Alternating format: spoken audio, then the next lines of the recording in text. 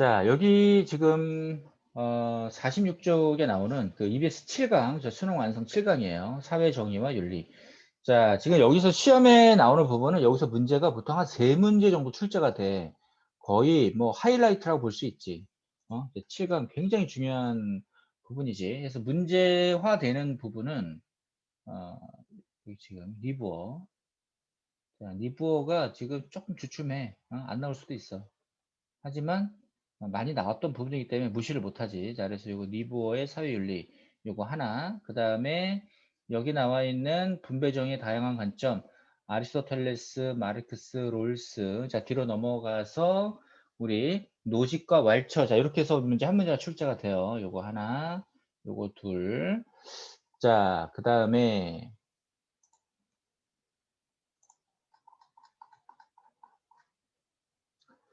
자, 여기 왈처까지 해서 두 문제지. 자, 그 다음에 여기 교정적 정의.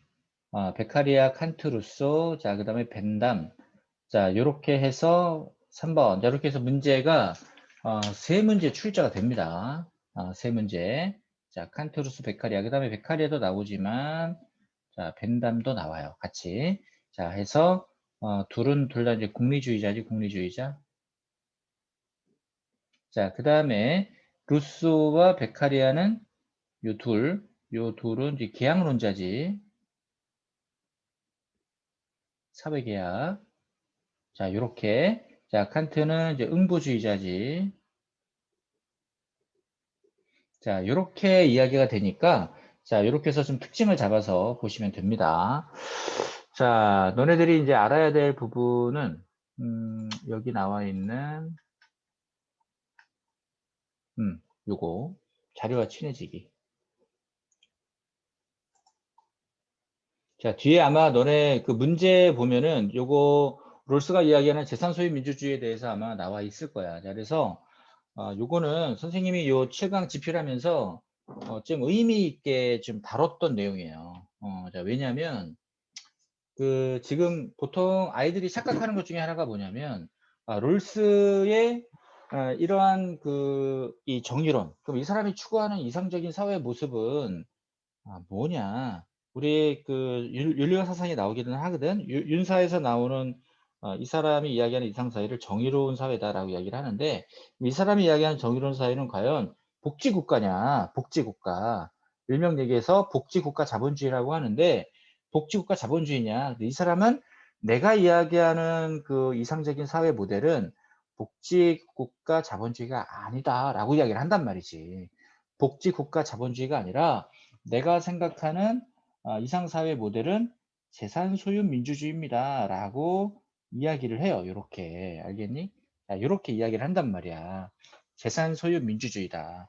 그래서 이 복지국가 자본주의와는 차이가 있다라고 이야기를 하는 거야. 음? 자, 어떤 차이가 있냐면 이런 거지. 자, 일명 얘기해서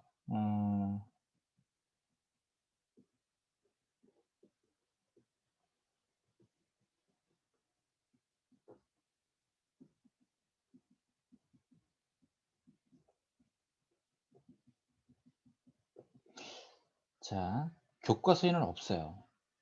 교과서에는 없는데 이거를 몇 년 전이더라? 한 3년 전인가? 한 3년 전인가 그쯤 해서 그 EBS 집필 하시는 선생님 중에 한 분이 먼저 이 강을 쓰시면서 재산수입 민주주의에 대해서 자료와 친해지기에 내고 그리고 문제로 만들어서 뒤에 실전 문제를 한번 꾸린 적이 있었어. 그래서 다들 교육과정이 위배가 되니까 조금 이 부분은 너무 나간 것 같습니다. 라고 이야기를 이제 좀 했었었는데 강행을 하시더라고요. 왜냐면 이 사람의 이야기하는 게 잘못 알고 있다. 사람들이 학생들이 복지국가다. 그럼 복지국가는 다 좋냐?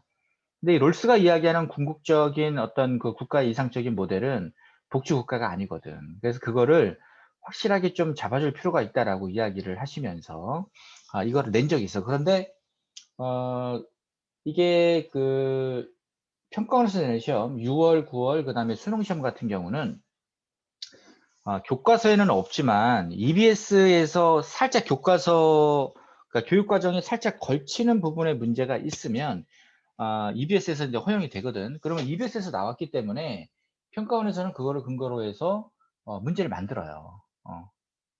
EBS 나왔기 때문에. 자, 그래서 EBS가 또 다른 하나의 그 출제 그 기준이 되기 때문에 사실은 제2의 교과서라고 볼 수 있지. 자, 그래서 거기서 한번 다뤘던 문제를 연계를 해서 수능에 나온 적이 있어요. 그러니까 수능인지 평가원 6모 9모인지는 선생님이 잘 파악이 안 되는데 아직 확실하진 않으니까 잘 기억이 안 나. 그래서 어쨌든 평가원 시험에 기출이 된 적이 있어. 자, 그래서 이게 선생님이 요번에 이제 올해 요거 EBS 7강을 집필을 하면서 요 부분에 있어서 다시 한번 건드려 본 내용이에요. 그래서 출제가 될 가능성도 있으니까 자, 요 부분을 좀 짚고 넘어갑니다. 자, 이 복지국가 자본주의의 가장 큰 특징, 이 사람이 이야기하는 복지국가 자본주의라고 하는 것은 자, 뭐냐면 이거는 뭐냐면 일명 얘기해서 어려운 사람들, 롤스가 이야기하는 최소 수혜자.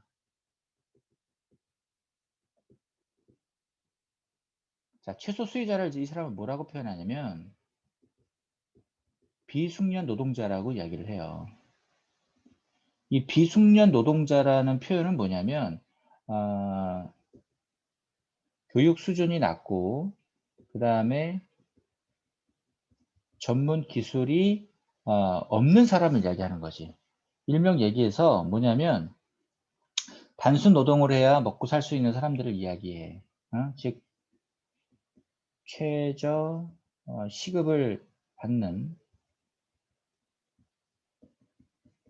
단순 육체 노동자. 자, 그러면 이 사람들은 일명 얘기해서 이제 기초생활수급에 해당되는 그런 어떤 삶을 살다 보니 자, 어떻게 해야 돼? 국가가 이 사람들을 도와주기 위해서 일명 얘기해서 지금 보니 기초생활수급비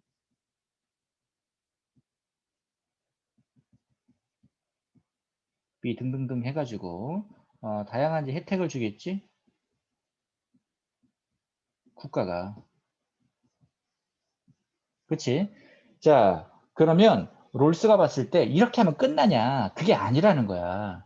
자, 이렇게 하면 이제 어떤 문제가 발생을 하냐면 일명 얘기해서 기본적인 생활, 아주 기초적인 생활을 할 수 있게끔 국가가 도와주는 거야. 그러면 이러한 사람들은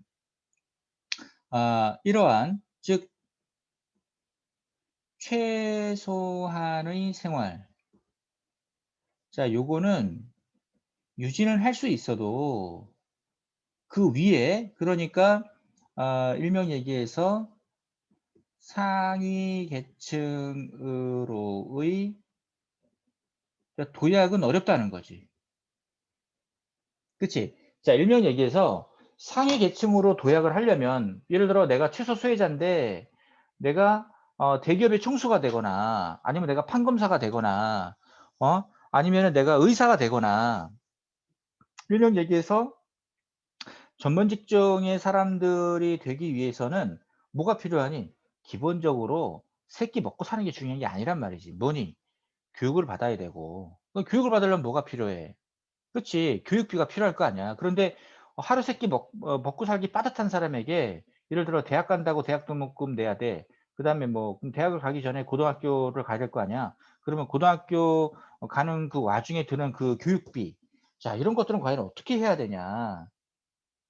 그러면 그는 너는 평생 나라에서 먹고 살 기본적인 생활을 할 수 있도록 너한테 먹고 살 어떤 기본적인 그 여력 먹고 살 수 있는 기본적인 어떤 물질적인 후원을 해줄 테니 너는 먹고 살아. 그럼 그렇게 되면 뭐가 안 된다? 그치? 상위 계층으로의 도약이 어렵다라는 거야. 그러면 이 재산 소유 민주주의라고 하는 것은 뭐냐? 이런 최소 수혜자가 자, 이런 사람들이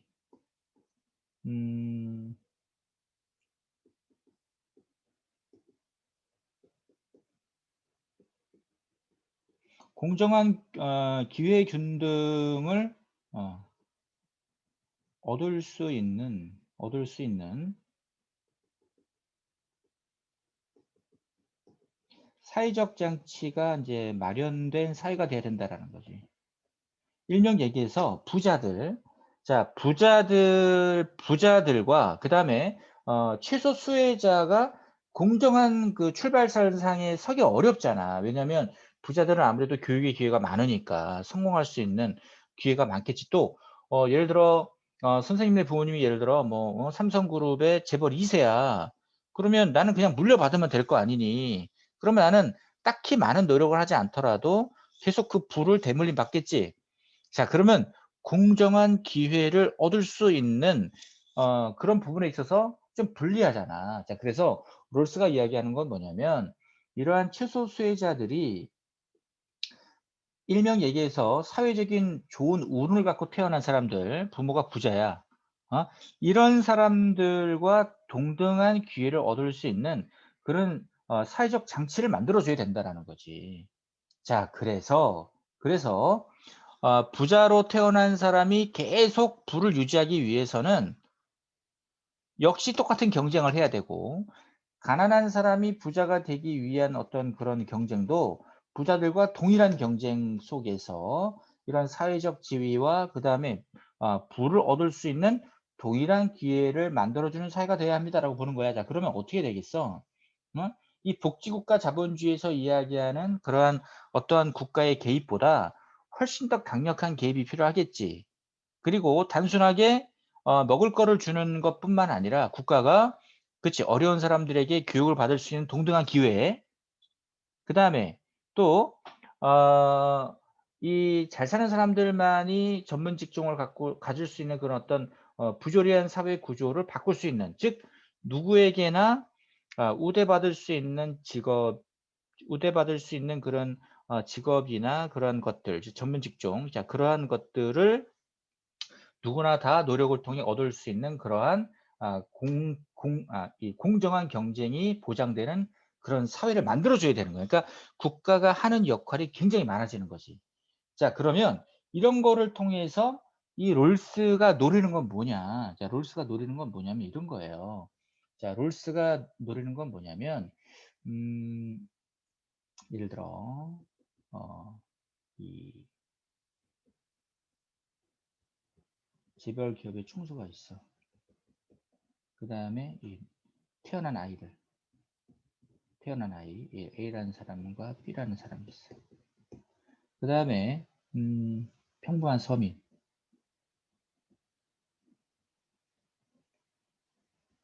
태어난 아이들이 있어. 이렇게 C와 D. 그러니까 일명 얘네들은 뭐니? 우리가 얘기하는 금수저지 금수저. 그 다음에 여기 있는 애들은 뭐야? 흑수저. 자, 그러면 롤스가 생각하는 부정의한 사회 같은 경우는 금수저는 계속 금수저가 돼야 되고 흑수저는 금수저가 될 수 없는 거지. 그지? 그런데 그런 사회가 돼서는 안 된다는 거야. 그럼 어떻게 해야 돼? 어? 얘네들과 얘네들이 똑같은 경쟁, 즉 공정한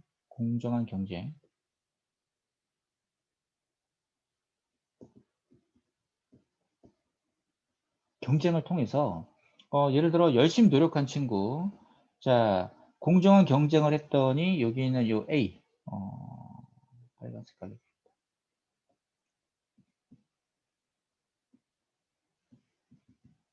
A, B, C, D. 자, 공정한 경쟁을 했더니 얘는 계속 부자가 되고 얘는 가난하게 되고 얘는 부자가 되고 얘는 가난하게 되고 일명 얘기해서 얘가 부자로 태어났던 가난하게 태어났건 상관없이 똑같이 노력했을 때 그 노력을 통해서 누구나 다 부자가 될 수 있고 또 부자로 태어났다 하더라도 본인이 노력하지 않으면 어렵게 살 수도 있는 즉 위와 아래 일명 얘기해서 상위 계층과 그 다음에 하위 계층 이게 언제든지 교차가 가능한 즉 언제든지 교차가 가능한 사회 구조. 자, 요렇게 돼야, 이렇게 됐을 때 정의로운 사회가 됩니다라고 보는 게 우리 롤스의 생각이에요. 자, 알겠지? 자, 우리 한번 읽어보자고. 자, 쭉 보면 재산 소유 민주주의와 그 다음에 복지국가 자본주의에 좀 차이가 있다는 거야. 이것들은 둘 다 생산적 자산에 대한 사적 소유를 허락해. 즉, 일명에 의해서 사유재산을 소유할 수 있어. 이로 인해 우리는 그것들이 아주 똑같다고 생각하기 쉬운데, 왜? 사유재산을 허용하니까 둘 다 자본주의 아니야? 하지만 그렇지 않다라는 거지. 차이가 뭐냐면 재산 소유 민주주의 배경적 제도들은 뭐를 분산시켜? 부와 자본의 소유를 분산시킨다라는 거지. 그 말은 뭐냐면 기존의 부와 자본을 많이 갖고 있는 사람들이라고 해서 그의 자녀들이 계속 그거를 가질 수 있냐? 그게 아니라 그렇지 못할 수도 있다라는 거야. 그러면 그렇게 하려면 어떻게 해야 돼? 예를 들어 부모의 재산이 100억이야. 그 내가 아들에게 50억을 물려주고 싶어. 그러면 그걸 딱 가질 수가 없지. 엄청난 재산세를 이 상속세를 물리고 나서 나머지를 준다라는 거야.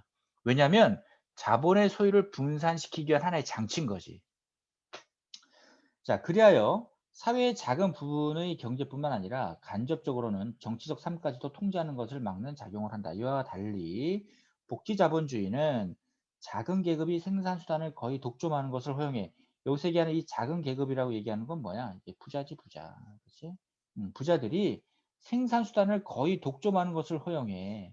그렇게 되면 어떻게 되니? 생산수단을 작은 계급, 일부의 소수의 부자들이 이거를 독점하게 되면 어, 기존의 수많은 하위 계층들, 다수를 이루고 있는 하위 계층들이 부자가 될 기회를 놓치게 되겠지, 그치? 그래서 재산수의 민주주의는 소위 각 기간의 마지막에 덜 가진 이들에게 소득을 재분배함으로써가 아니라, 즉 재산 소유 민주주의는 각 기간의 마지막에 덜 가진 이들에게 소득을 재분배, 즉 일명 얘기해서 어려운 사람들에게 찔끔찔끔 주는 어떤 그런 물질적인 재분배가 아니라, 말하자면 공정한 기회균등을 배경으로 각 기간의 시작점에서 생산적 자산과 인적 자본의 광범위한 소유를 보장함으로써 그것을 피한다. 그 의도는 단순한 사고나 불운으로 손해보는 이들을 지원하는 것이 아니라, 물론 이것도 해야 되는 거야. 그 말은 무슨 말이냐면 어렵게 사는 사람들에게 먹을 거를 지원해 주는 것, 그 다음에 불의의 사고를 당해서 장애를 입은 사람들, 이런 사람들을 국가가 지원해 주는 것 하지 말라는 얘기가 아니에요. 당연히 그것도 해야 되고 플러스 알파라는 거야.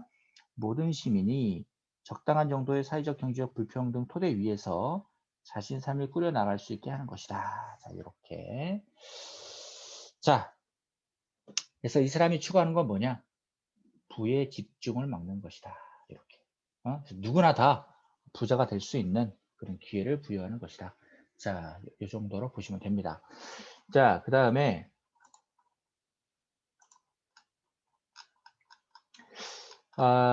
여기 사형제도에 대한 칸트와 베카리아의 관점. 자, 여기서 선생님이 이제 원전을 읽으면서 이제 새롭게 넣은 부분들이 있어요. 자, 뭐냐면 요 부분이야.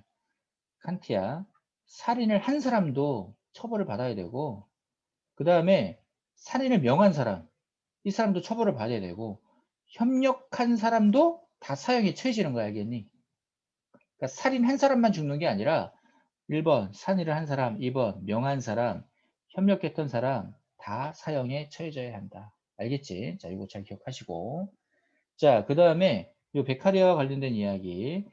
사형은 한순간의 모든 고통을 직결시켜 노역형의 고통은 일생에 걸쳐 분산되지. 이게 종신 노역형의 상대적 이점이라는 거야. 자, 그 다음에 이 부분. 자, 노역형은 수용자보다 누가 그를 보는 구경꾼에게 더 큰 공포를 안겨줘. 왜냐하면 구경꾼은 수용자가 당하는 불행의 순간순간의 고통의 합산을 고려하지만 수용자는 눈앞의 순간의 비참함에 사로잡혀 미래를 생각할 여력이 없어. 왜냐하면 예를 종신 노역형을 살고 있는 사람을 생각해봐. 오늘 내가 어떤 일을 할까에 대해만 관심을 갖지. 그렇지. 미래를 생각할 여력이 없죠. 왜냐하면 밖에 나가서 뭘 할 수가 없으니까. 그냥 거기에 매몰돼서 산다라는 거야. 하지만 구경꾼은 어때? 이 사람이 고통을 당하는 것을 계속 보기 때문에 야, 저 인간 아직까지 저러고 있어? 자, 그러한 고통의 합산을 고려하기 때문에 누구에게? 구경꾼에게 더 큰 고통을 준다는 거야. 이 구경꾼에게 더 큰 공포를 준다는 것이. 자, 그래서 이 종신노역형은 범죄의 억제 효과가 사형보다 훨씬 강력하다라는 거예요. 자, 알겠지? 자, 그래서 이 부분, 자, 이렇게 잘 기억하시면 됩니다. 자, 요 정도가 우리 개념에 해당되는 내용이에요. 자, 지금 시간이 다 됐어 보니까. 자, 우리 요번 수업은 요 정도로 해서 좀 마무리를 질 거고, 다음 시간에 요 개념 수업, 요 문제 풀이를 좀 할 거예요. 여러분들 보니까 많이 틀린 문제들이 있어. 자, 요 문제 포인트에 설명을 좀 해주고, 우리 8강 넘어가도록 하겠습니다. 자, 다음 숙제는 여러분들 8강 문제, 자, 오늘 자정까지, 자, 8강 문제를 풀어보세요. 자, 8강 문제를 풀고 사진 찍어서, 자, 보냅니다. 자, 8강까지 문제가 어렵습니다. 자, 아시겠죠? 자, 오늘 수업은, 자, 여기까지 마무리 짓도록 하겠습니다.